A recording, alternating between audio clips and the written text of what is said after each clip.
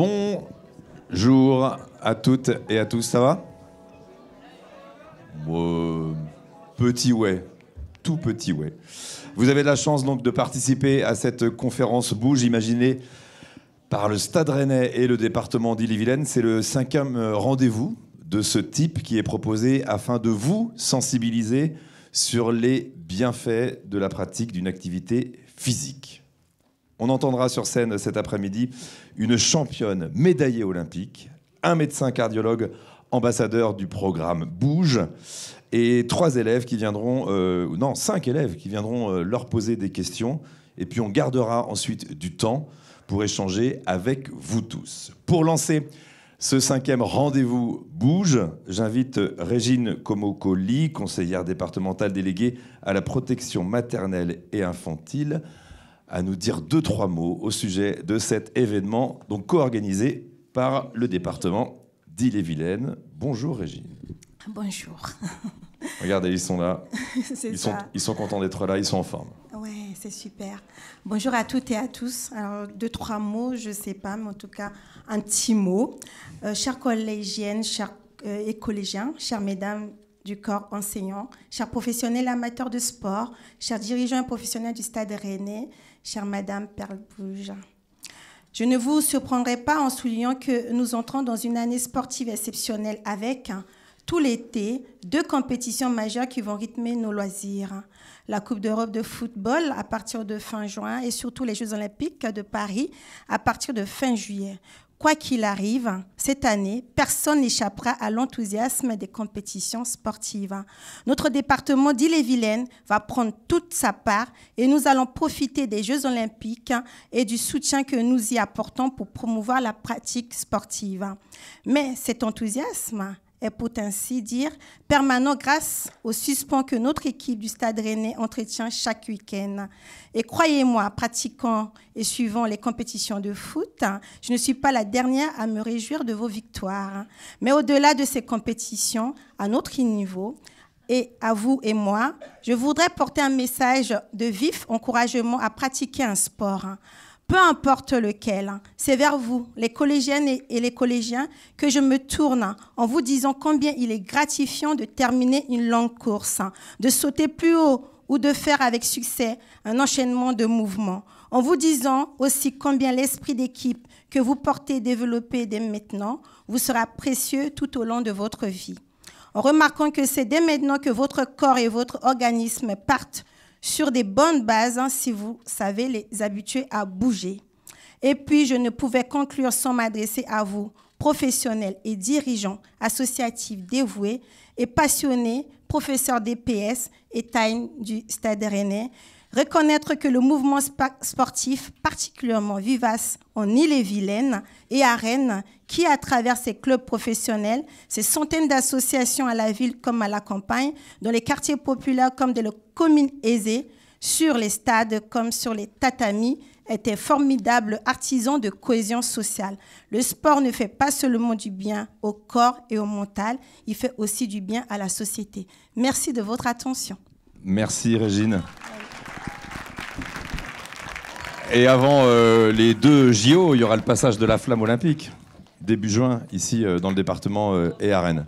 On va maintenant accueillir notre invitée qui est la meilleure rameuse française en paraviron, médaillée d'argent aux JO de Londres en 2012, médaillée de bronze à Rio en 2016. Elle rêve de décrocher l'or cet été, pression, hein, à Paris forcément pour les JO. Le sport a transformé sa vie. Elle va nous raconter ça dans quelques secondes. Perle, bouge!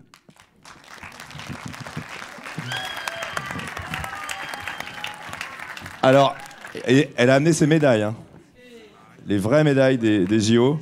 Ici, on pourra les faire passer. Merci d'être là, à Rennes, Perle. Bonjour, merci pour l'invitation.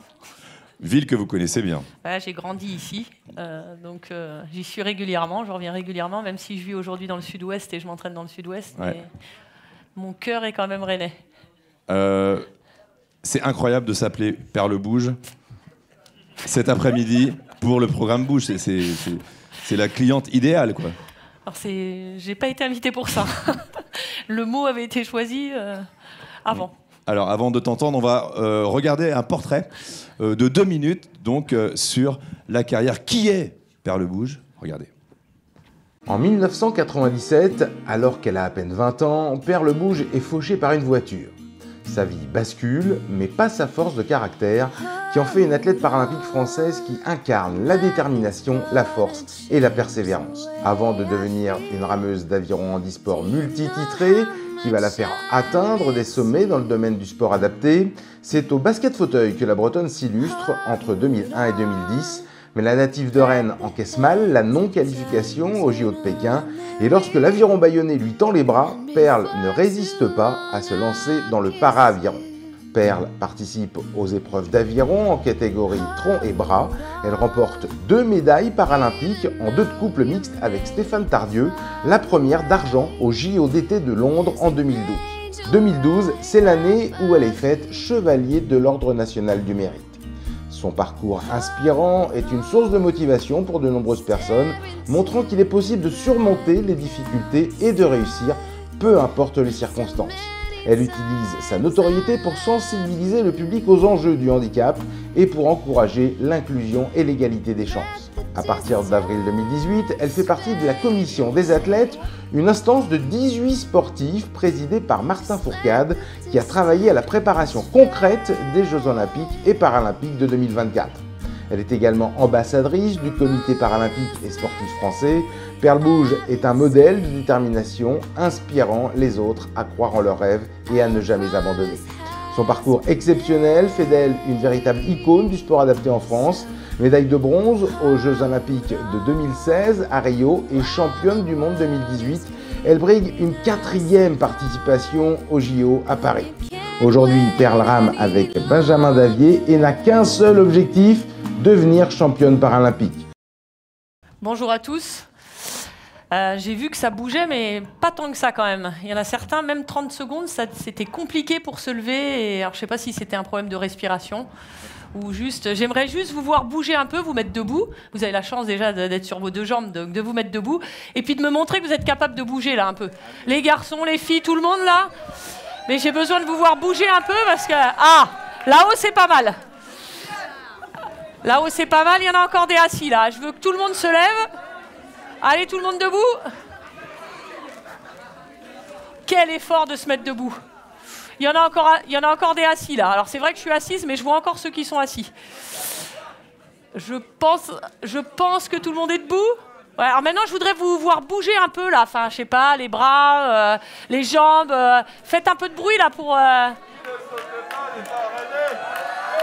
Ah, voilà.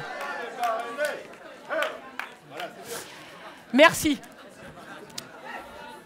Alors vous avez la chance d'être en pleine forme quand même, donc c'est important de bouger. Je vais vous raconter un peu qui je suis, d'où je viens, et puis vous dire pourquoi le sport et surtout l'activité physique, elle a été importante pour moi, mais elle est importante en général pour tout le monde. Donc je suis originaire de Rennes, j'ai fait une scolarité comme vous dans des établissements rennais. Depuis petite, je fais du sport, et j'ai eu un accident de moto, je me suis fait renverser par une voiture. Je faisais déjà du sport quand j'étais valide. Donc j'ai découvert une multitude d'activités parce que quand on est jeune, on ne sait pas forcément ce qu'on a envie de faire et de pratiquer. Donc pour moi, c'était de découvrir plusieurs activités. Donc j'ai commencé par le patinage artistique. J'étais une fille, les patins blancs, c'était sympa. Ensuite, j'ai fait du karaté en club jusqu'au championnat de France. Et puis, à côté de ça, je faisais du vélo, de la course à pied. Et puis, je jouais aussi dehors avec mes copains et mes copines. Parce que ça aussi, le sport, c'est pas forcément, c'est l'activité physique. C'est comment on fait bouger son corps. C'est la dépense qu'on peut avoir au niveau du corps. Donc je jouais après l'école, après les devoirs, les week-ends, avec un ballon, avec une raquette, peu importe. Mais on jouait aussi pas mal dehors. Donc voilà les différentes activités que j'ai pu pratiquer. Vous allez me voir toute petite quand même. Vous voyez, même à la plage, avec un ballon sauteur. Alors ça se fait plus aujourd'hui. Mais rien que ça, c'était une dépense énergétique et de l'activité. Donc c'est-à-dire que tous les muscles, ils bougent. Au niveau coordination, on apprend pas mal de choses par l'activité physique. Ça, c'est important parce qu'on pense que c'est juste pour avoir des muscles, mais non, c'est aussi pour la tête, au niveau cognitif. Pour la santé mentale, c'est important. On sait que de faire de l'activité physique, quand on fait de l'activité physique, on sécrète de l'endorphine. Et ça veut dire qu'après, on est bien, on se sent bien. Alors parfois, alors là, on a des jeunes en centre de formation, donc je pense que eux, c'est pas un problème l'activité physique. Mais pour tous les autres, on dit souvent c'est dur. Non, l'activité physique, c'est pas dur. Prendre des escaliers plutôt qu'un ascenseur, c'est pas trop compliqué. On fait pas du sport de haut niveau là. On parle pas de sport de haut niveau. On parle juste de bouger. C'est juste aller à l'école à pied, aller chercher le pain, prendre les escaliers plutôt que l'ascenseur. C'est toutes ces petites choses. Aujourd'hui, on utilise beaucoup la télécommande pour changer les chaînes de la télé, les volets électriques avec la télécommande parce que c'est compliqué de fermer. Donc on est tous dans un système aujourd'hui où il y a beaucoup d'automatisation, de domotique, et du coup ça nous rend feignants. Mais quand je dis feignants, c'est vrai que ça nous rend feignants. On le voit chez les jeunes aujourd'hui, et je suis dans un club sportif. C'est compliqué de venir au club. Alors ils ont tous les scooters ou les trottinettes, parce que même ceux qui habitent pas très loin, c'est compliqué parfois de faire 5 minutes en plus de l'entraînement d'activité pour venir.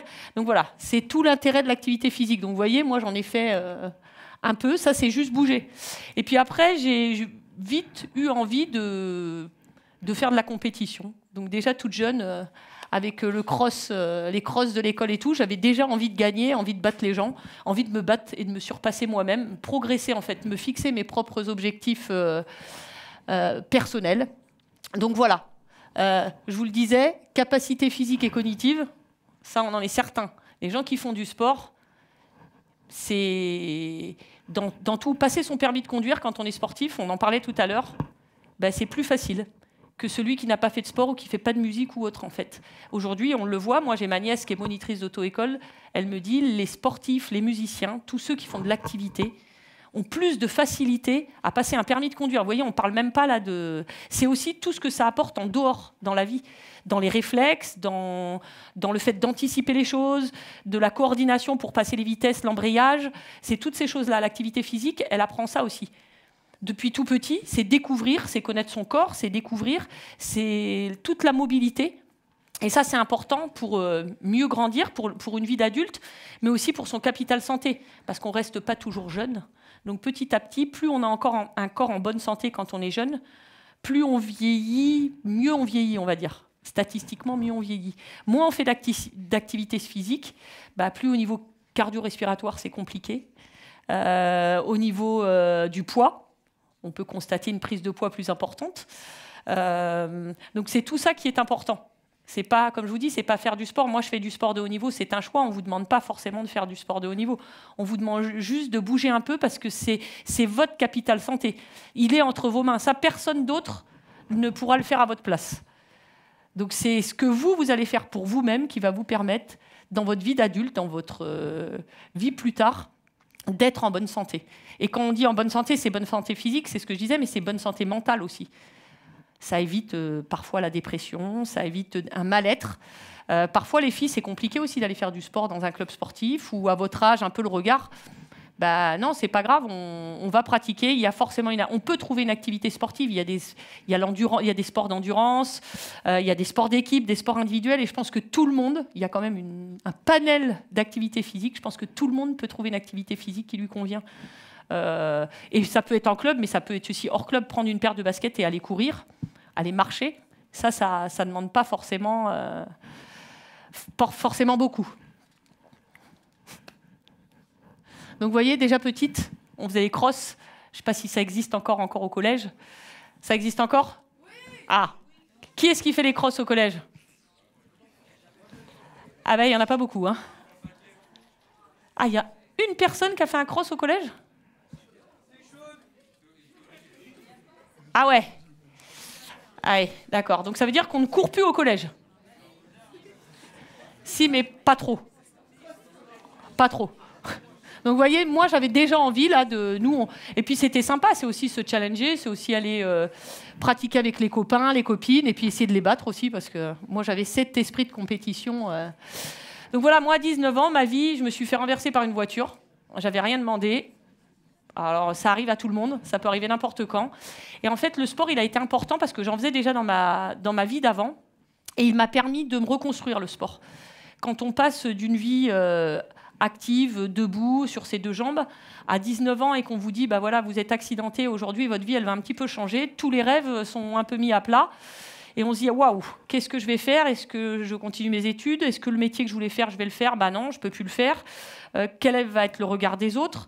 Est-ce que je vais pouvoir faire encore un peu d'activité physique? Et en fait, moi, j'ai été voir le médecin rééducateur en lui disant, si je ne fais plus de sport, je ne vais plus être bien. Donc voilà. Il m'a dit, bien évidemment, on peut être en situation de handicap et on peut faire du sport. Et donc, j'ai commencé en centre de rééducation à faire du basket fauteuil. Donc, il y a des gens qui étaient en fauteuil, d'autres qui étaient mal marchants, tout type de handicap. Et puis, au niveau social aussi, c'était important parce que ça m'a permis de me dire, je ne me retrouve pas toute seule. Et il y a des gens comme moi autour, là, qui ont des handicaps différents, mais qui font de l'activité physique. On se retrouvait, on rigolait. Donc il y avait ça aussi. Ce côté un petit peu où c'était un moment où on rigolait, on se racontait des blagues et c'était sympa. Et j'ai joué au basket. Après, j'ai été dans un club. J'ai commencé à jouer au basket fauteuil à Rennes, dans un club. Je jouais qu'avec des garçons parce qu'au départ, aujourd'hui, même en France, il n'y a pas beaucoup de clubs féminins pour jouer au basket fauteuil. Et ça m'a appris, en fait, à m'aider pour mes transferts dans mon fauteuil. Vous voyez, les choses toutes simples qu'on apprend au centre de rééducation, mais plus on utilise ses muscles, plus c'est facile dans sa vie active de vivre avec son handicap. C'est-à-dire qu'aujourd'hui, je vais utiliser pour aller dans la voiture, je vais renforcer mes bras. Donc à jouer au basket, à refaire de l'activité, j'ai, en plus de la kiné et de la médecine, j'ai repris musculairement, et j'ai travaillé musculairement des choses que je n'aurais pas travaillées, donc qui me servent moi dans ma vie de tous les jours. Ça m'a aussi, l'activité physique, elle m'a aussi permis de reprendre confiance en moi et de me dire, en fait, ouais, ok, tu as eu un accident, mais tu vas être capable de faire des choses et tu vas montrer aux gens que tu es capable de faire des choses par le sport.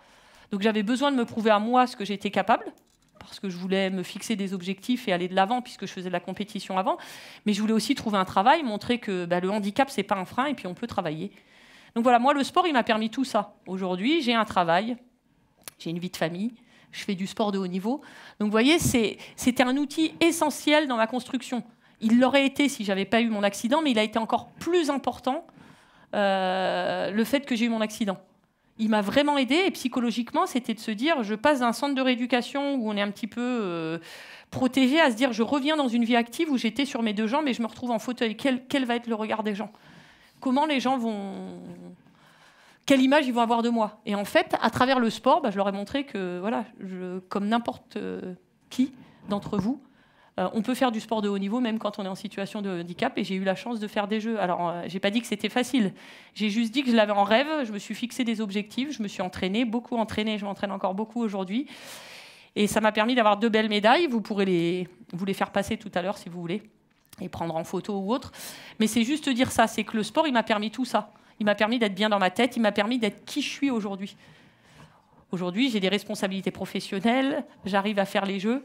Donc vous voyez, il faut surtout ne jamais lâcher. Et le sport, il m'a permis ça. Il y a des gens en situation de handicap qui pensent qu'ils ne pourront jamais faire de sport. C'est pas vrai. Comme je dis, vous pouvez faire n'importe quelle activité sportive. Il y a aussi n'importe quelle activité sportive pour les personnes en situation de handicap. Et vous allez voir, il y a une discipline. Donc moi, il m'a donné, comme je disais, confiance en moi. Ça permet de... Donc voilà quelques photos, basket, vous voyez, du club à l'équipe de France. Au départ, on s'amuse un peu. Mon esprit de compétition, je l'avais quand j'étais plus jeune, je l'ai gardé. Ensuite, et aujourd'hui, j'en ai fait aussi mon métier. Parce que je considère que l'activité physique, il y a de plus en plus de gens sédentaires, mais que ça soit chez les jeunes ou même les adultes aujourd'hui. Et j'ai envie de faire bouger les gens. Mais bouger les gens parce que c'est pour eux que c'est bien. Je le fais parce que moi, je trouve ça important. Mais c'est qu'il y a des chiffres et des données, on vous en parlera tout à l'heure, il y a des données chiffrées qui montrent qu'aujourd'hui, les jeunes, ils ne savent plus courir. Ils ne savent plus courir. Aujourd'hui, quand on leur demande de faire des tests au niveau cardio-respiratoire, c'est une catastrophe. Et comme ça, on ne pense pas. On se dit, ah non, c'est pas grave. Ben si, les jeunes sont essoufflés aujourd'hui. Si je vous demande de monter 2 étages ou 3 étages, vous allez voir que pour certains, ça va être compliqué. Mais c'est juste 3 étages. Hein. Vous imaginez, c'est combien de temps dans une journée d'effort physique? C'est pas grand-chose. Donc d'où l'importance. Ce que je vous disais tout à l'heure, c'est pas une leçon de morale, c'est pas de dire, c'est que c'est vraiment nécessaire pour votre santé. Vraiment nécessaire et de plus en plus nécessaire. Parce que là, les chiffres descendent de plus en plus. Les gens sont de plus en plus gros ou obèses. Parce que l'obésité fait partie chez les jeunes aussi. C'est une problématique aujourd'hui. Parce qu'on ne bouge plus. Alors je dis pas, hein, tout le monde va dire les téléphones portables, c'est pas bien. Si, c'est la société, on a le droit d'être sur un téléphone portable, on a le droit de jouer à la console. Il n'y a pas de souci. Tout ça, on y a le droit, on va pas vous l'interdire. C'est juste limiter, c'est se dire, parfois je pose le téléphone, je pose la console, et puis je vais me balader, je vais faire du vélo, je vais marcher avec mes copines ou mes copains. C'est ça l'activité physique. C'est juste ça. C'est juste bouger. Vous voyez, ces gens-là, ils sont lourdement handicapés. Je pense qu'on ne peut pas trouver plus handicapés. C'est des gens qui sont en fauteuil électrique et ils arrivent à faire les Jeux paralympiques. Ils ont une détermination. Alors, c'est un sport paralympique, la boccia. Ils ont une détermination, c'est que le si peu de capacité qu'ils ont, vraiment le si peu, ils l'optimisent.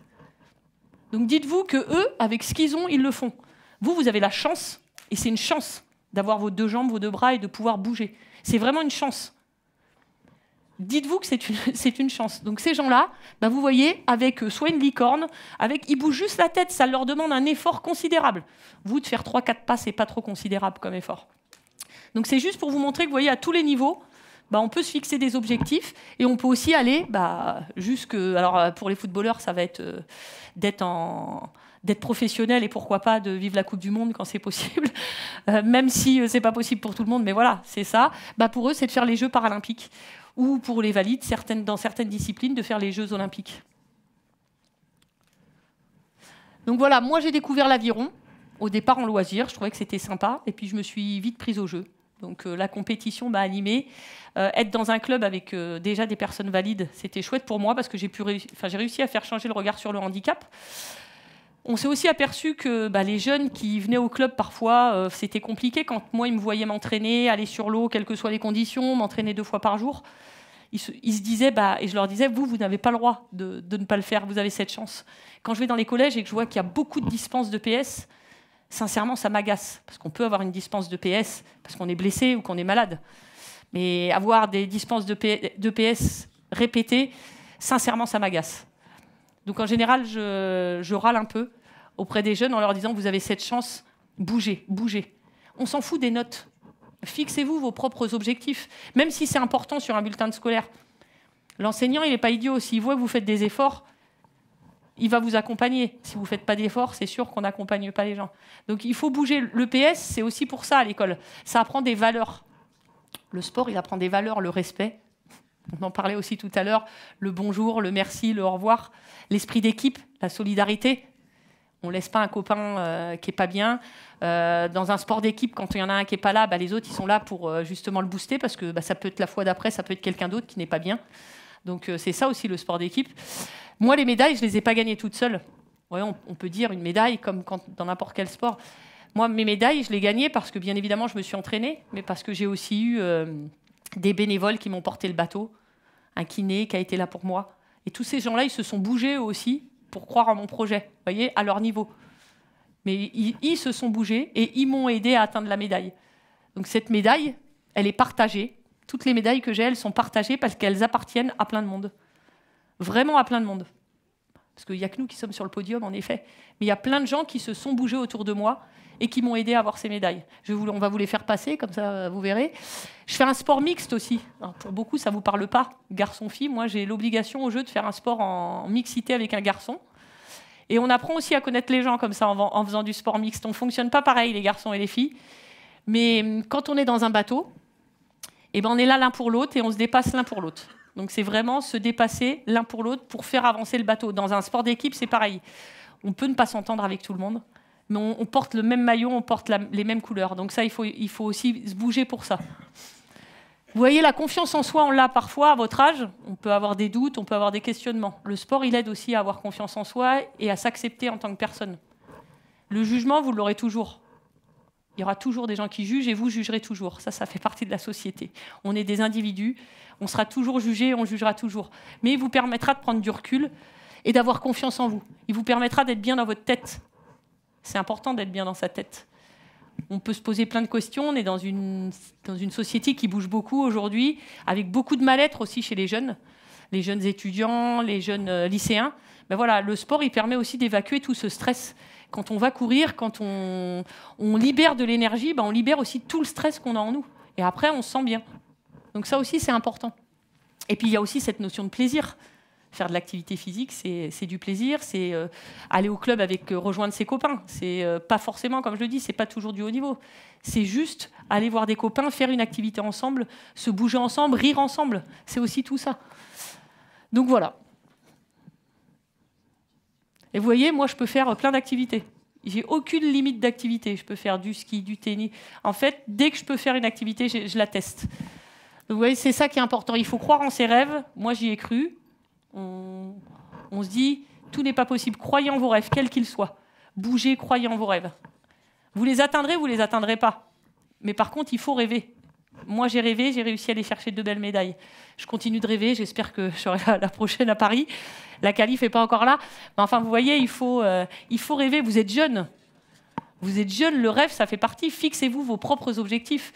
Et puis surtout, là, il y a des jeunes en sorte de formation. Dépassez-vous encore plus. C'est celui qui travaille le plus qui réussit. C'est toujours comme ça, que ce soit à l'école, au travail. Alors, il y en a qui arrivent parce qu'ils ont des talents. Mais j'ai rarement vu quelqu'un réussir, quel que soit le domaine, que ce soit scolairement, sportivement, professionnellement. En général, ça demande du travail. Et donc, ça veut dire se bouger. Vraiment se bouger. Dans tous les sens du terme, il faut se bouger. Il n'y a rien qui tombe comme ça par hasard. Donc voilà, si vous avez des questions.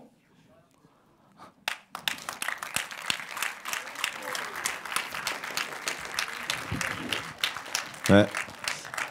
Merci Perle. Des élèves, des collégiennes et des collégiens viendront sur scène après. Ils ont préparé des questions pour toi. C'est quoi alors le timing à venir là? On a bien compris. C'est rude quand même. Vous savez pas encore. Enfin, tu sais pas encore si tu fais les JO finalement. Non, je sais pas encore. Il y avait les championnats de zone la semaine dernière, les championnats de France la semaine prochaine. À la fin des championnats de France, moi je rame en mixité. Donc moi je suis la seule fille là dans le bateau. Ça c'est officiel. On va faire des piges avec les garçons qui sont en course pour monter dans le bateau. Donc moi, je vais faire des parcours pour voir quel bateau va avec qui ça va le plus vite. D'accord. Mercredi prochain, on est fixé pour le reste de la saison, championnat d'Europe, régate internationale en mai, qui est la régate de qualification pour les Jeux, où on peut aller chercher 2 places, parce que moi, mon collègue a arrêté en septembre l'année dernière. Donc il a fallu retrouver un nouveau binôme. Et puis, 6 bateaux qualifiés. Après, là, c'est la course jusqu'aux Jeux de Paris. Et puis, une belle fête. On aura la flamme ici le 1er juin, déjà.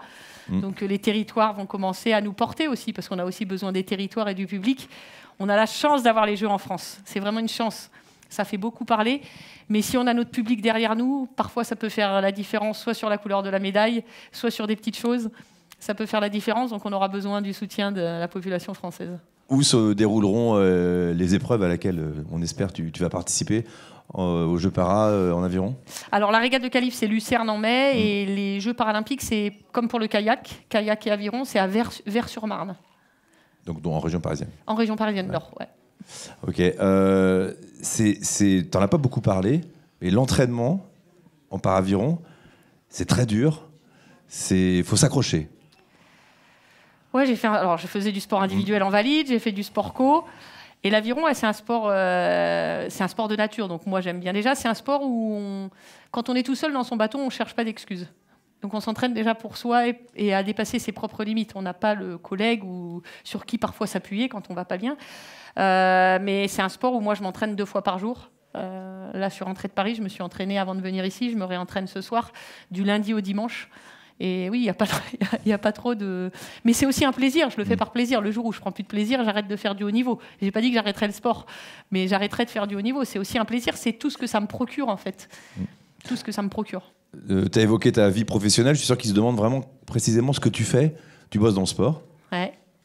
Précisément? En fait, je suis au ministère des Sports. Ouais. Je suis cadre technique, donc cadre technique et sportif.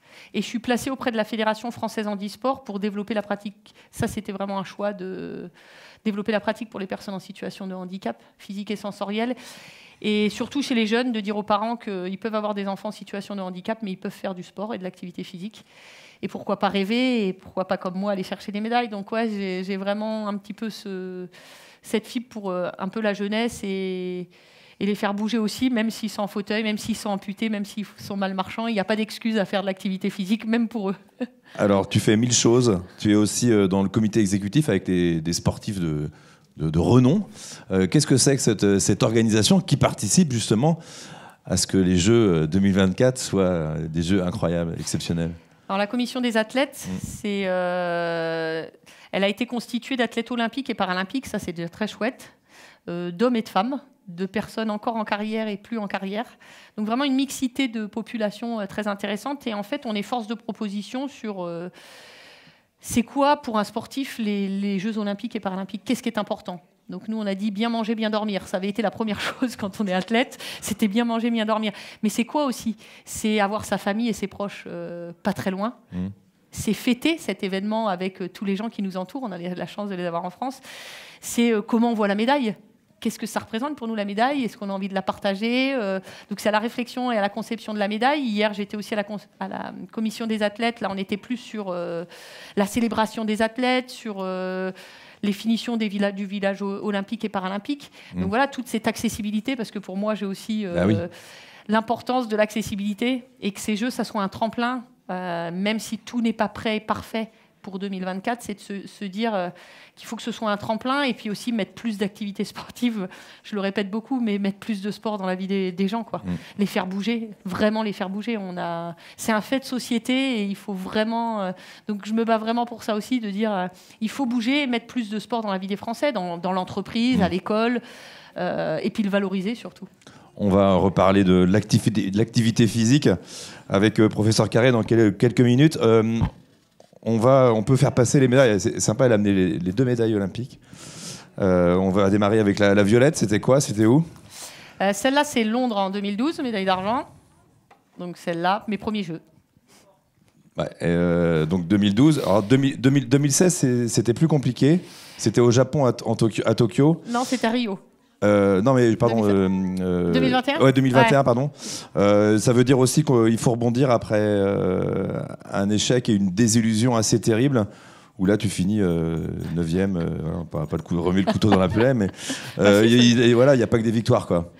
Non, mais la vie, elle n'est pas faite que de victoires, et le sport, c'est pareil, et il faut savoir se remettre en question. Alors, c'est se remettre en question soi-même, remettre en question l'environnement dans lequel on gravite, et surtout pas rester sur un échec. Enfin, moi, je déteste ça. Donc, la saison dernière, pareil, elle n'a pas été très bonne. Mon collègue a décidé d'arrêter. Moi, j'ai dit, je ne peux pas rester. Donc, après Tokyo, on a repris une saison et on a été de nouveau médaillés. Donc, ça veut dire que les étoiles n'étaient pas alignées. Et puis là, on sait que ça va être très dur pour Paris. C'est un gros challenge là, d'aller se qualifier avec mon nouveau partenaire.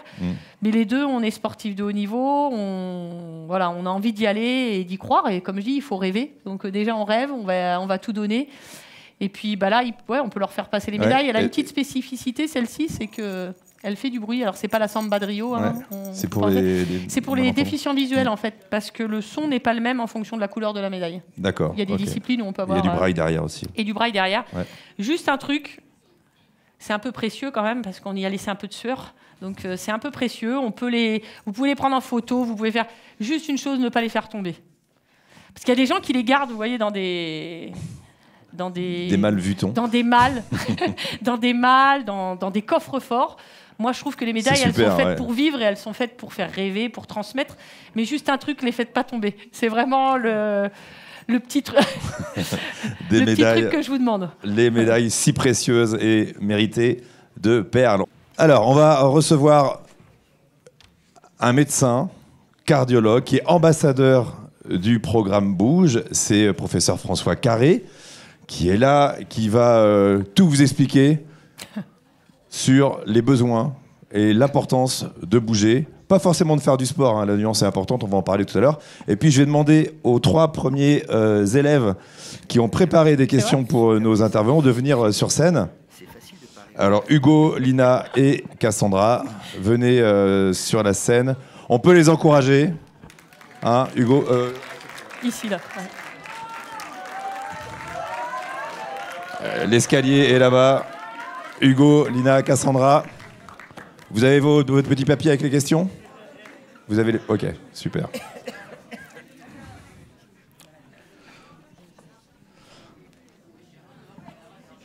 J'aurais pu vous demander de venir en courant.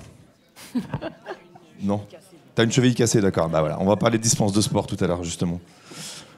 Alors, bonjour. Professeur Carré, Ça a dû vous plaire, tout ce que vous avez entendu, tout ce que Perle a pu commenter. Tous ces jeunes ont fait le constat que c'est pas terrible quand même, hein, l'état physique de nos collégiens. En 6e, par exemple, on fait quel constat? C'est si catastrophique que ça Ce qu'a dit Perle, d'abord, je ne sais pas vous, mais moi j'ai trouvé des messages très forts. Et quand on entend ce qu'elle dit, on se dit effectivement qu'on a de la chance d'avoir nos 2 jambes et nos 2 bras, et que c'est un peu ridicule de ne pas les utiliser, de les ignorer, de les oublier. Juste un tout petit mot pour vous dire que moi je ne suis pas sportif de niveau, j'ai fait du sport toute ma vie. J'ai eu la chance d'aller aux Jeux Olympiques à Barcelone et Atlanta, pas comme sportif, comme médecin. Donc c'était dans le kayak. Et je vois à peu près ce qu'a pu vivre Perle. Et surtout vous dire que, comme elle vous l'a dit, vous ne vous rendez pas compte de la chance que vous avez de pouvoir bouger. Et par exemple, aujourd'hui, on a fait un travail dans 3 régions. Il y avait la région de Bretagne, la région Hauts-de-France et la région Auvergne-Rhône-Alpes, sur 9000 collégiens, donc des enfants de 11 ans. Et on s'est rendu compte qu'aujourd'hui, l'enfant de 11 ans en France court moins vite qu'un homme de 65 ans. Alors ça ne veut rien dire pour vous. Mais ce qui est grave, c'est qu'un homme de 65 ans, actif, pas un champion, monsieur ou madame tout le monde, qui se bouge un petit peu, il est capable de courir pendant 5-6 minutes à 10 km/h. Eh bien, vous n'en êtes plus capable à 11 ans. Mais en 1987, vous couriez à 11,2 km/h. Et le grand problème qu'il y a, ce que vous ne savez pas, mais vous y êtes pour rien en fin de compte, vous faites comme tout le monde. C'est un peu ça où, comme tout à l'heure, Perle vous l'a dit, moi ce que je trouve décevant, c'est que comme personne ne bouge, vos copains ne bougent pas, vous ne bougez pas. Vos copains passent leur vie sur leur portable, vous passez votre vie sur votre portable. Un jour, comme je dis, on va vous dire de vous mettre je ne sais pas quoi dans les cheveux, vous allez vous le mettre. C'est là où ça ne va pas. Alors juste pour vous dire que votre capacité physique, c'est votre risque d'être malade. Aujourd'hui, je sais que ça ne fait pas plaisir quand je vous le dis. Alors pas à 11 ans, mais à 16 ans, vous avez des maladies de vieux. Si, parce qu'à 16 ans, vous avez un diabète. Le diabète de type 2, eh bien, il y a 15 ans, ça n'avait jamais été vu chez un enfant de moins de 18 ans. Donc, vous avez des maladies des hommes de 50 ans ou des femmes de 50 ans. Et ça, c'est lié malheureusement au choix.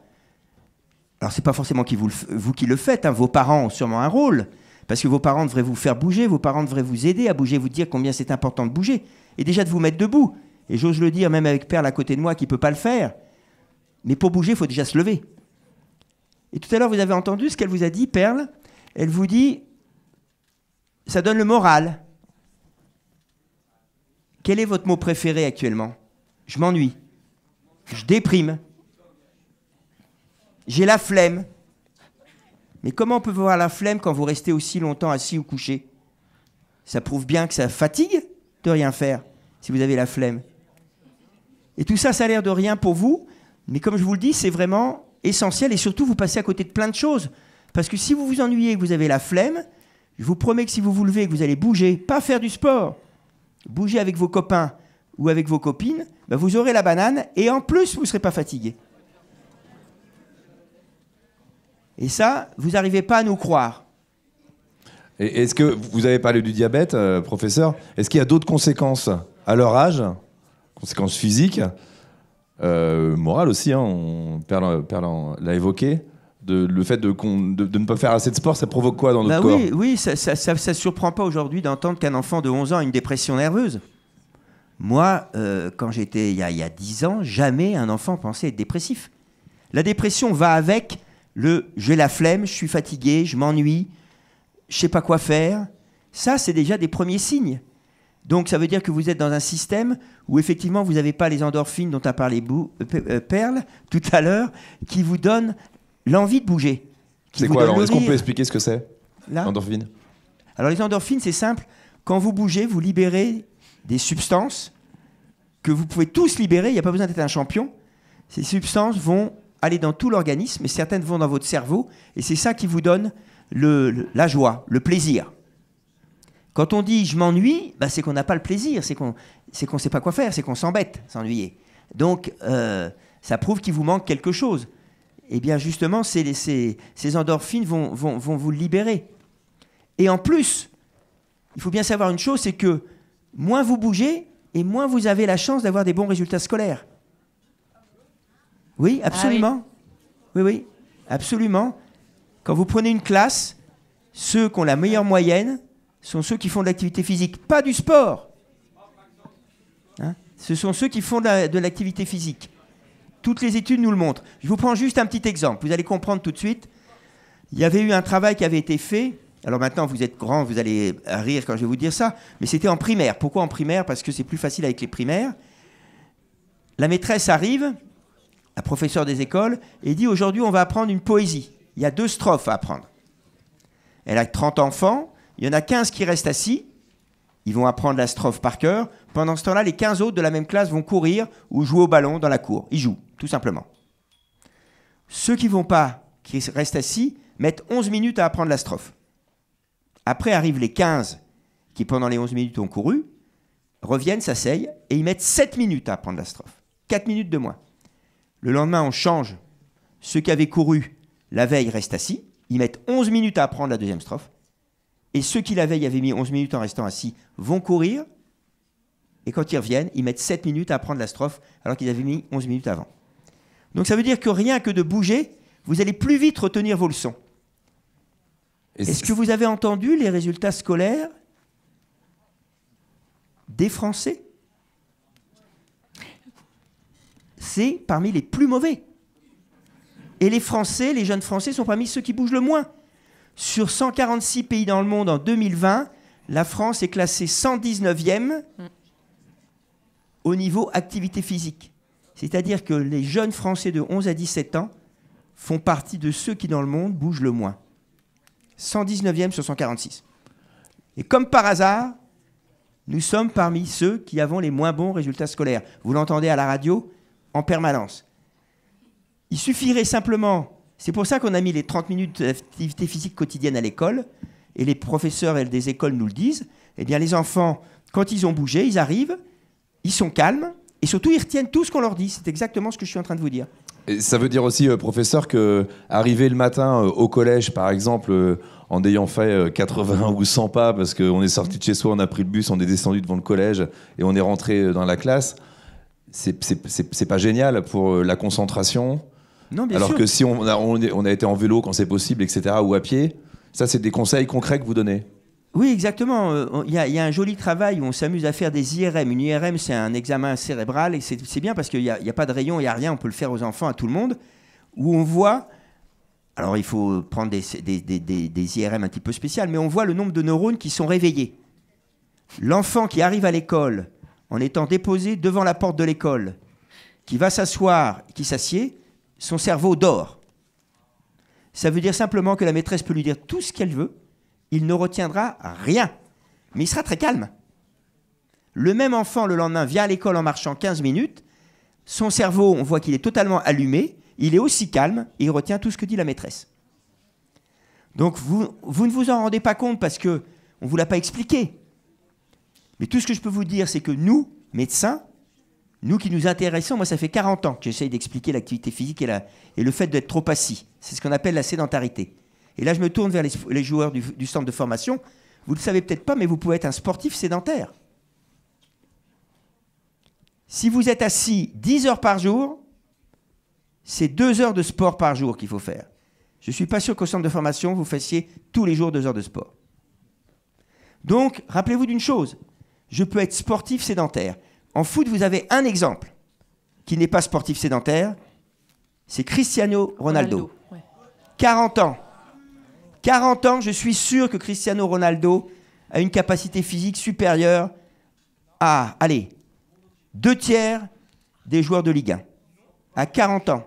Tout simplement parce qu'il fait du sport et en plus, il fait attention à passer moins de temps assis.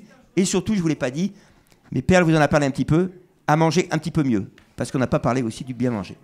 On va en parler, on va l'évoquer, ouais. Alors, quel conseil concret vous pouvez donner, professeur? Ils sont en 3e, ils sont au collège, au quotidien, pour faire ce minimum d'activité C'est pas un conseil. essayez de croire un peu en ce que vous a dit Perle et ce que je vous dis. On n'a rien à gagner, ni Perle ni moi, en vous disant ça. Ça fait 40 ans que je le dis, j'ai rien à gagner. Je vous le dis parce que je sais, je suis certain que vous n'aurez pas une bonne santé. Je suis certain que si vous ne prenez pas l'habitude, comme vous l'a dit Perle, de vous forcer un petit peu, de vous stimuler, vous ne réaliserez pas vos rêves. Ça, c'est sûr. Et c'est pour ça que je vous le dis. Alors, le conseil que je vous dis, si vous pouviez nous croire un tout petit peu et essayer de bouger un tout petit peu plus, de laisser le portable un peu de côté et d'aller bouger avec vos copains ou vos copines, même 10 minutes, un quart d'heure, eh bien, vous verrez que vous vous sentirez mieux. Et vous verrez que vous aurez de meilleurs résultats. Et vous verrez qu'il y a plein de choses que vous allez découvrir en bougeant. Donc, essayez et vous verrez. Hugo, tu as une question à poser pour qui ? Pour vous deux, donc Perle Bouge, j'ai une question. Combien d'heures de sport par semaine faisiez-vous étant adolescente à peu près ? Combien d'heures ? Je crois que je faisais de l'activité tous les jours. J'allais déjà, moi, en primaire, j'allais à l'école à pied. Au collège, en effet, je prenais le bus, mais après, j'allais au club. Et quand j'avais pas les séances en club, je prenais mon vélo ou je prenais les baskets, j'allais courir. Donc, je pense que je bougeais vraiment tous les jours. Je sais pas en heures, mais je bougeais tous les jours. Et les samedis, dimanches, pareil, je restais pas à la maison. J'allais jouer, comme je disais, j'allais jouer et même un peu plus tard dehors ou aller me balader. Mais en tout cas, je bougeais tout le temps, en forêt, au bord de la mer. Tout le temps. Et aujourd'hui, je pratique encore entre 10 et 15 heures d'entraînement. Mais à côté de ça, je bouge quand même. Il y a l'entraînement physique, mais il y a le fait de bouger et qu'on ajoute à l'entraînement physique. Donc, Oui, bouger. Moi, je ne suis pas un champion. Alors, j'ai trouvé la solution. Ce qui est recommandé, on n'en a pas parlé. Pour les adultes, c'est 30 minutes d'activité physique par jour. 3 fois 10 minutes. Donc, je suis obéissant. Je me gare à 1 km de l'hôpital Pontchaillou. 10 minutes de marche le matin. Où vous travaillez ? Où je travaille, oui. 10 minutes le soir pour rentrer, 20 minutes, et je marche 10 minutes après manger. J'ai fait mes 30 minutes. Pourquoi ? Parce que je suis certain, je n'ai aucun doute que c'est bon pour ma santé. Et quand j'arrive, je vous promets que c'est vrai, j'ai des collègues, eh ben, je vois très bien lesquels sont venus à pied ou en vélo, et lesquels sont descendus de leur voiture ou ont mis leur voiture dans leur bureau. Parce que simplement, il y en a qui sont réveillés et d'autres qui ne sont pas réveillés. Donc c'est 30 minutes. Alors vous les enfants, c'est 1 heure, 60 minutes par jour. Pas de sport. Marcher. De bouger, de sauter, de courir, de lancer un ballon, taper dans un ballon. Oubliez les trottinettes électriques à votre âge. Vous vous rendez pas compte que le mal que ça vous fait, la trottinette électrique. Rappelez-vous de ce que je vous dis. Un enfant qui ne bouge pas sera un adulte qui ne bougera pas. Toutes les études le montrent.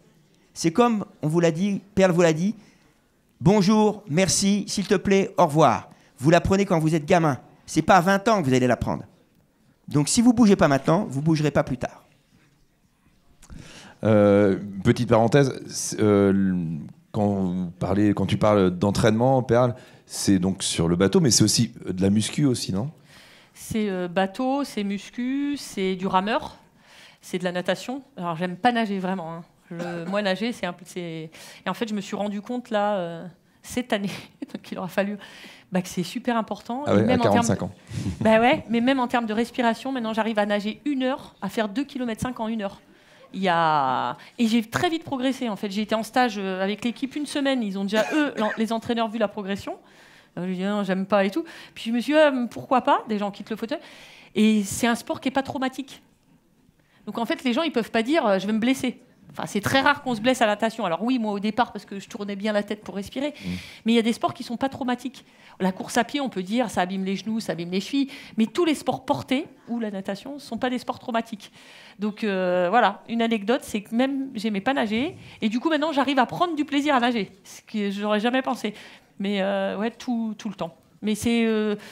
faut diversifier aussi l'activité physique, parce que aussi pour la tête, c'est important, même quand on est sportif de haut niveau, de ne pas être cantonné sur... on progresse en allant chercher des capacités et en se mettant aussi dans...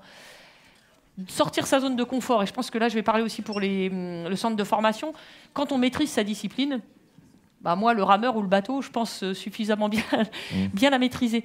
Sortir de sa zone de confort pour travailler d'autres capacités, pour ensuite les réintégrer dans ta discipline, ben en fait, on se rend compte que c'est super important. Et le collègue avec qui je rame cette année, il est champion paralympique de biathlon. Il a gagné multitude de médailles, porte-drapeau. Bonne pioche. Voilà, non mais porte-drapeau, il dit en fait à un moment donné, bah, qu'est-ce que je fais de plus? J'ai gagné des médailles. Il a eu besoin d'innover, il s'est mis à l'aviron et ça lui a servi dans le ski, les appuis, les choses comme ça. Et ben moi, la natation, on a beau dire, le sport d'aviron, c'est un sport d'appui, la natation, être capable de propulser.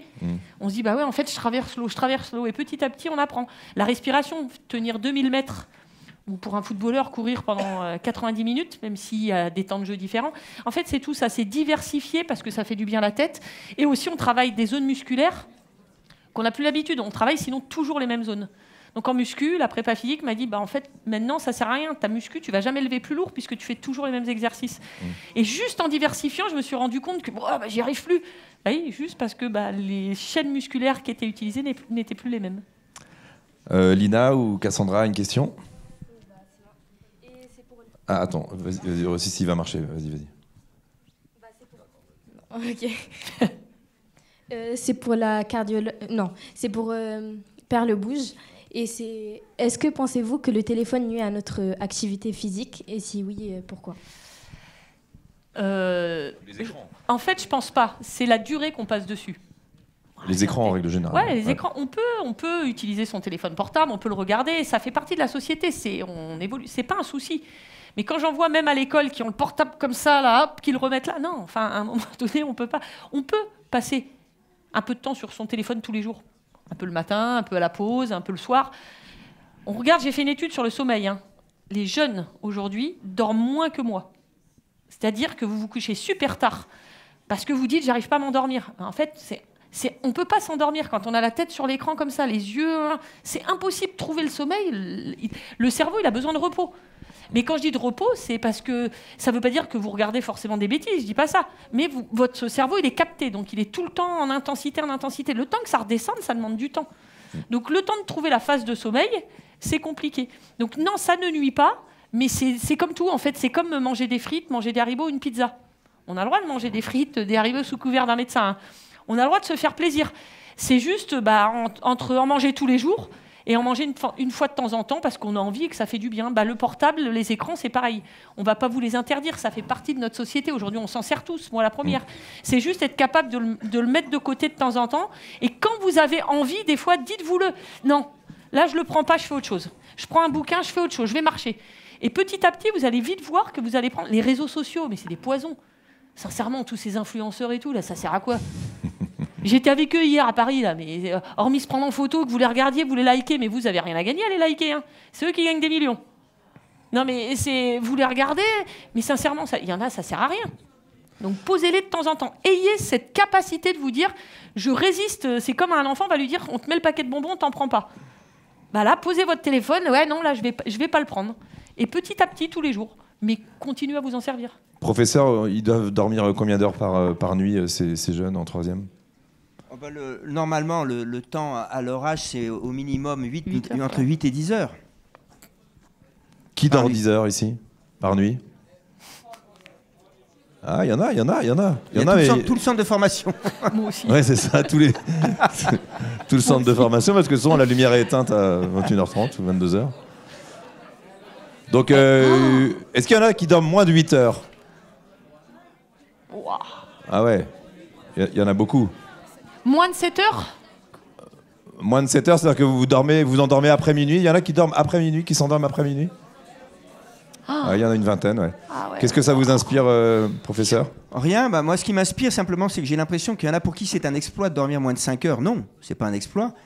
C'est pas bon, parce que d'abord on sait que quand on dort pas bien, on a plus de surpoids, plus de problèmes cardiaques, et surtout, vous êtes fatigué dans la journée. Donc en fin de compte, ça revient à ce que je vous disais.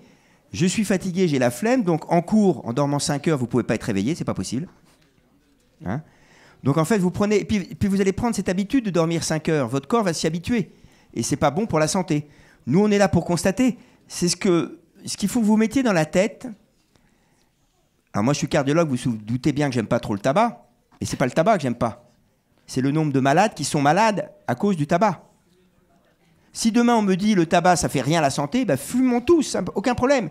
Si demain on me dit ça fait rien de rester assis toute la journée devant un écran, eh bien allons-y. Ça ne nous pose aucun problème à nous. Mais si on vous le dit, c'est que parce que justement, alors ce qui m'ennuie un tout petit peu, je vais peut-être appuyer sur quelque chose qui fait mal, mais c'est peut-être que vous avez des exemples un peu particuliers. Parce que pourquoi vous avez votre portable dans votre chambre? Le réveil. Oui, oui. Ben moi, vous savez, si vous étiez mon fils ou ma fille, le réveil, je vous en achète un, mais pas un portable.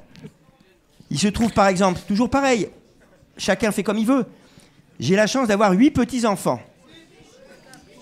Quand tout le monde vient à la maison, alors il y en a qu'un qui peut avoir un portable parce qu'il a 17 ans, les autres sont trop petits, eh bien, il n'y a pas un portable qui rentre dans la salle à manger. Tous les portables, mais le mien, le premier, sont à l'entrée.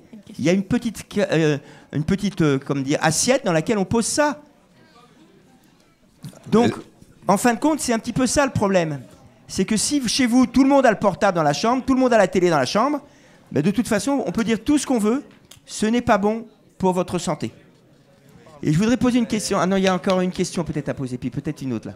Ouais, il y a juste une question Oui. dans la salle. Quel est ton prénom? Ça marche. Quel est ton prénom? Rio. Ok, on t'écoute, vas-y. Vous dormez combien de temps, vous, la nuit? Qui, moi? Ah ben moi, c'est pas compliqué. Le minimum, c'est 7 heures. Et vous passez combien de temps sur votre téléphone? Alors, mon téléphone me le dit régulièrement. Il m'a disputé la semaine dernière parce que j'avais 15 minutes de plus. J'ai donc dû avoir comme temps journalier entre 3 heures et j'ai dû passer à 3h15 ou 3h30. Non, par jour. Sur mon téléphone. À quelle heure vous devez dormir au centre? Les lumières, c'est quelle heure? On doit être dans nos chambres tous à 22h30. Après, c'est à nous de gérer notre sommeil. Hein. D'accord. Et bon, comme vous faites du sport tous les jours, j'imagine que la fatigue, elle est là aussi le soir? Oui, c'est ça. Ça veut dire on se couche à peu près tous tôt. Hein. Ok, Rio. Une autre question? Du coup, Perle, est-ce que la mixité, ça vous a posé problème durant votre... Est-ce que la mixité, c'est ça? Ouais. En fait, on pratique pas beaucoup de sport en mixité, mais ça se développe en France aussi, que ça soit dans le monde olympique ou paralympique. Aujourd'hui, on pratique de plus en plus garçons-filles.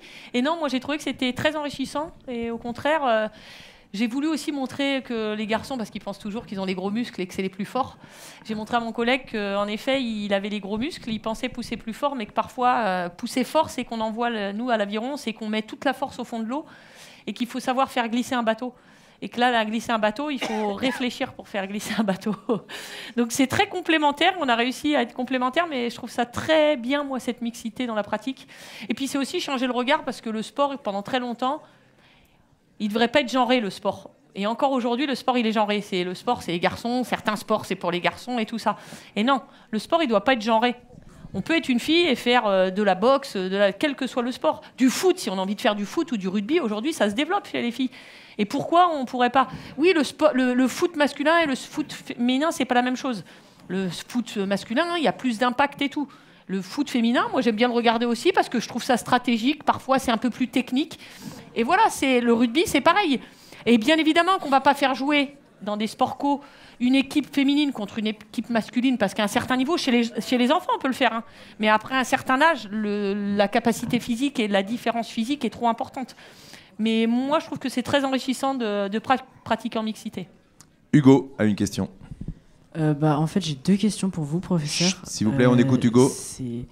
La première, c'est pour vous, quel est l'âge pour avoir un portable? Parce que je vous ai entendu en parler tout à l'heure et j'aimerais bien savoir. Alors moi, je vais vous répondre en fonction de moi et en fonction d'une personne. J'ai entendu une personne parler des écrans. Je parlais juste après elle. C'était à Passé, vendredi dernier. Je pense qu'avoir un portable avant 14-15 ans, c'est pas raisonnable. Il y a eu un moment de silence. Vous êtes bien là? Non, mais c'est tout simplement parce que on voit les enfants, on voit les deux. Et vous voyez, j'ai un exemple typique. J'ai un collègue qui a son fils qui doit être en seconde ou troisième, je ne sais plus. Et il a été puni parce qu'il n'a pas rempli le contrat de résultat. Donc, il n'a pas de portable pendant 2 mois. Et le gamin, il rentre et il dit à son père « Mais tu te rends pas compte? Je suis le seul à marcher dans la cour pendant la récréation. Tous les autres, ils sont assis devant leur portable. Donc j'ai raison. Pas de portable à l'école, pas de portable au collège. Il y a des tas de pays qui le font. Non, non, non, sauf en récréation. En récréation, vous n'avez pas de portable. Très bien. Moi, j'ai une question. J'ai une question. Ouais. Perle a une question pour vous. Moi, j'aimerais savoir qui, au centre de formation déjà, parce que c'est le bon exemple, qui s'envoie des messages pour se dire on se retrouve à telle heure pour manger ou on se retrouve à... Ah, il y a une main qui s'est levée. Alors baisse ta main.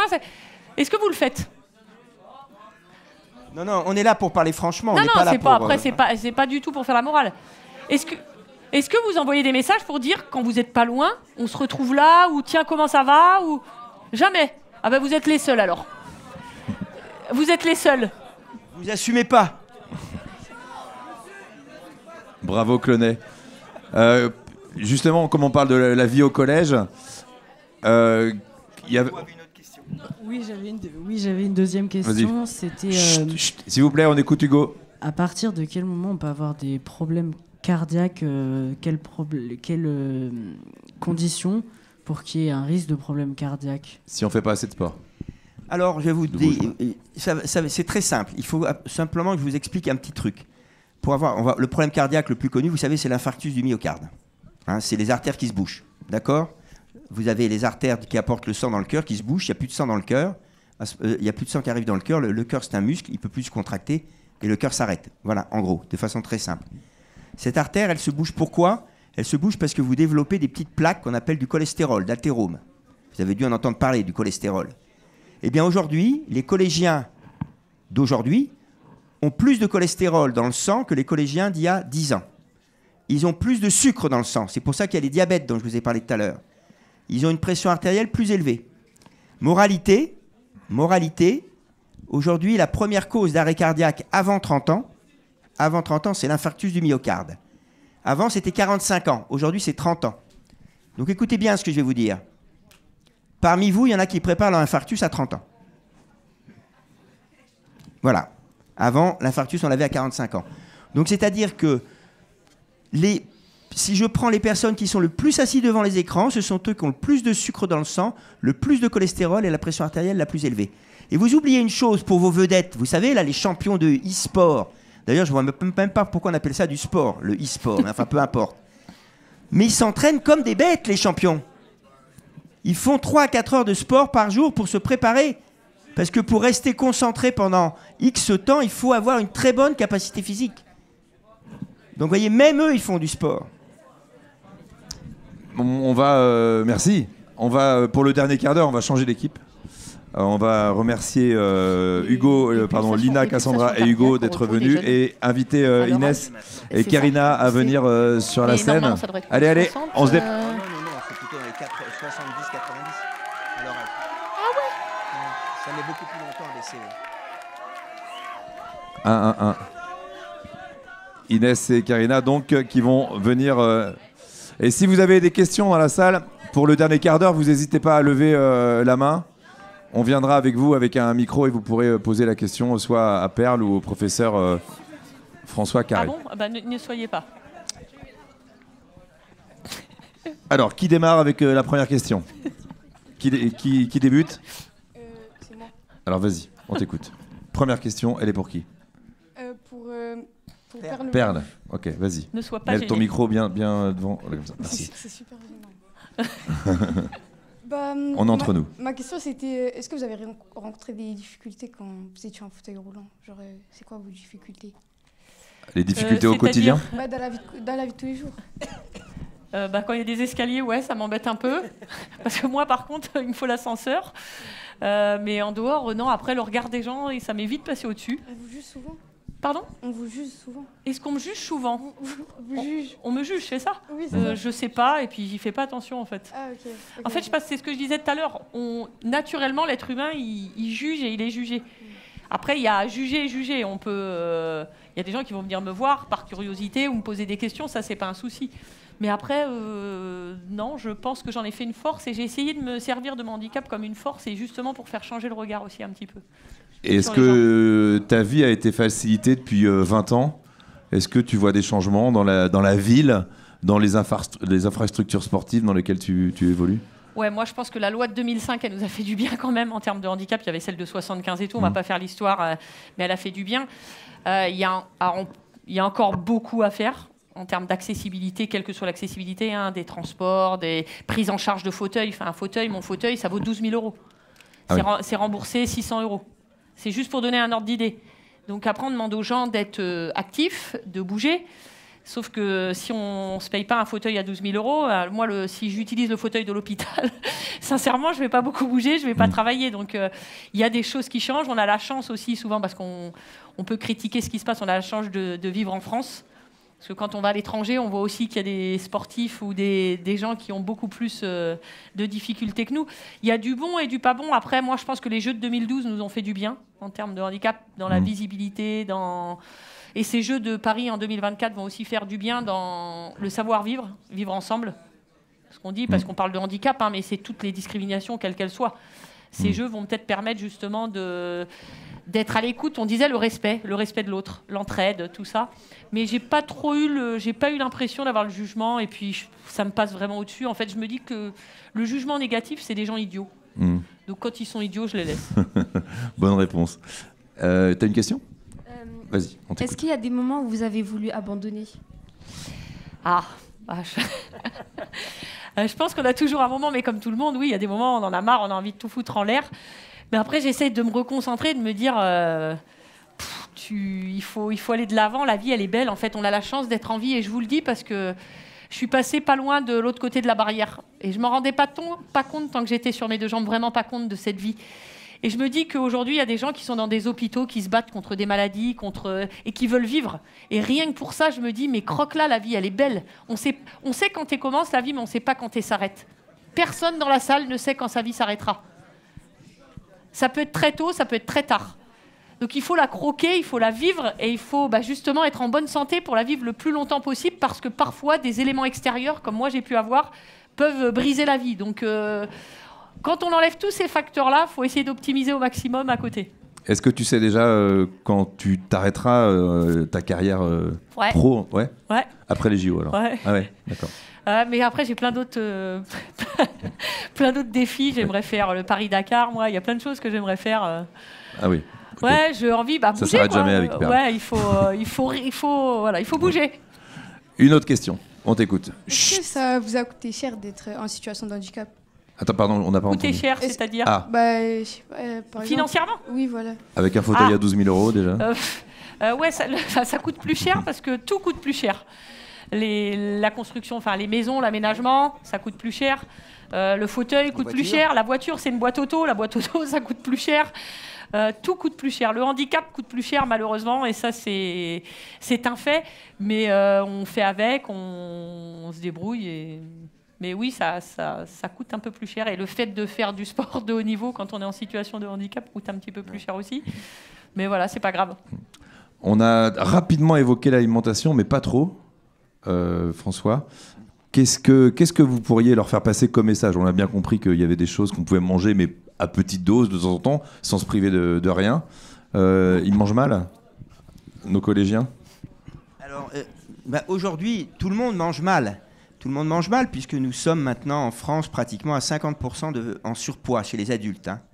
Le problème qu'il y a simplement, c'est que si je regarde l'évolution du surpoids en fonction des différents âges, après je vous parlerai du problème du surpoids, eh bien, on sait que on est 2024, donc là, il vient de sortir une donnée en 2024, donc entre 2018 et 2024, la tranche d'âge qui a le plus eu de surpoids, c'est-à-dire multiplié par 4 le nombre de gens en surpoids, c'était la tranche d'âge de 18 à 25 ans. Et après, c'est de 25 à 35. Après 35 ans, il n'y a pas eu de changement. Donc ça veut dire que plus le temps passe, plus les jeunes mangent mal. Alors je ne peux pas m'empêcher, bien sûr, vous vous en doutez, de dire que la Ligue 1 est pris comme partenaire McDonald's, c'est vraiment la pire des choses. Parce que ça, c'est un exemple terrible, surtout l'année des Jeux Olympiques et l'année de la grande cause nationale activité physique et sport. Ils font des salades aussi. Oui. Mais même les salades. Donc non, ça ne peut pas passer. Pour moi, ça ne peut pas passer. C'est un message très mauvais. Surtout aujourd'hui où on sait qu'on est devant ça. Il faut savoir simplement que quand on est en surpoids jeune, c'est très difficile après de ne pas être en surpoids. Dans 2/3 des cas, vous risquez d'être en surpoids. Et donc, ça veut dire que dans 2/3 des cas, ça va s'aggraver sur votre maladie. Alors, je sais que c'est pas facile, je sais que c'est pas vous qui faites à manger, je sais que c'est pas vous qui mettiez les bonbons sur la table quand vous en arrivez. Ça, j'en suis parfaitement conscient. Mais rappelez-vous ce que j'avais dit en introduction, c'est que vous n'êtes pas forcé de faire comme les autres. Et Perle l'a montré. Perle, elle n'a pas fait comme les autres qui sont en fauteuil roulant. La plupart des gens qui ont l'accident qu'elle a eu, ils disent « ma vie est finie, je ne peux plus rien faire ». Et elle vous montre que ce n'est pas vrai. Donc on peut toujours ne pas faire comme les autres. On peut toujours décider « non, moi je ne vais pas manger de la saloperie ». Et on entend souvent il faut faire 10 000 pas. Qu'est-ce que vous pensez des 10 000 pas quotidiens à faire pour être en bonne santé? Alors les 10 000 pas, c'était quelque chose de marketing. Ça a été fait en 1964 aux premiers Jeux Olympiques de Tokyo. Parce que l'un des principaux sponsors, c'était une boîte de podomètres qui s'appelait 10 000 pas, en japonais. Je ne suis pas capable de vous le dire en japonais. Donc non, aujourd'hui, ce qui est recommandé, c'est 30 minutes, bouger 30 minutes par jour, ce qui fait en gros entre 4 et 7 000 pas. Ça dépend de la taille de vos pas. Et puis, si vous êtes enfant, 60 minutes par jour d'activité physique.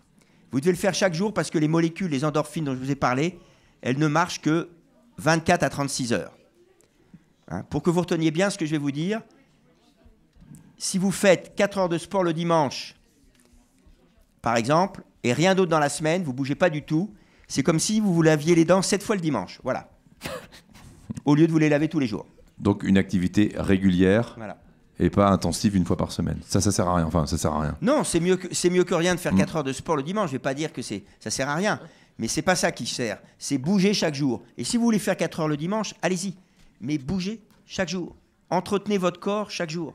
Habituez-le. Rappelez-vous, plus vous êtes assis, plus vous avez du mal à marcher, plus vous avez du mal à monter les marches, comme vous l'a dit tout à l'heure Perle. Et je voulais vous donner un scoop. Vous avez le droit de monter les escalators. C'est pas interdit. Parce que ça, j'en vois pas beaucoup de votre âge qui montent les escalators. Hein. Alors que quand ils sont en panne, vous les montez. C'est bizarre quand même. Est-ce que vous avez des questions? Ouais, dans la salle.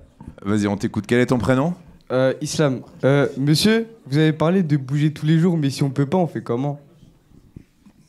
Je prends l'exemple de Perle. Elle peut pas, elle bouge, si. Tout le monde peut bouger quelque chose tous les jours. Tout le monde peut bouger ses doigts. Je vous assure, moi, vous n'imaginez pas les malades que j'ai. Par exemple, vous avez vu ce qu'elle vous a montré tout à l'heure, les gens qui lancent la boule, là qui tombent, je me souviens plus du nom du sport. La boccia. La boccia, qui lance la boule. C'est la seule chose qu'ils peuvent faire. Ils le font. Eh bien, c'est mieux que de ne pas le faire. Et si chaque pas que vous faites chaque jour, chaque minute assis en moins, c'est bon pour votre santé. Comment tu vas au collège le matin? Moi, comme j'habite loin, je prends le bus et le métro. D'accord. Donc tu as l'impression que tu marches pas beaucoup dans la journée, que tu bouges pas beaucoup? Si, un peu, mais pas beaucoup. Et si tu t'arrêtes un arrêt de bus avant? Comment ça, s'il m'arrête? Il sera en retard. Pardon? Bah non, il sera pas en retard le soir, il sera en retard à la maison, mais il sera pas en retard. Tu descends un arrêt de bus plus tôt. J'ai pas compris.